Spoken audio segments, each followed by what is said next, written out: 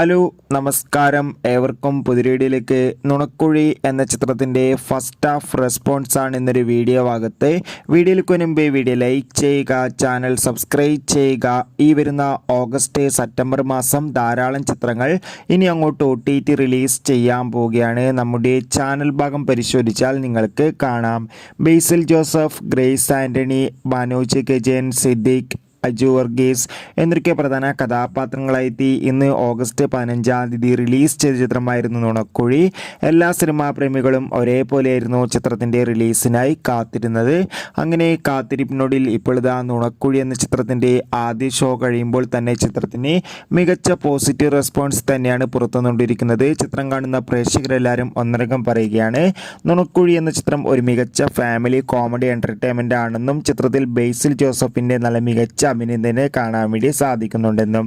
എന്തായാലും കാത്തിരിക്കാം ചിത്രത്തിൻ്റെ കൂടുതൽ അപ്ഡേറ്റിനായി.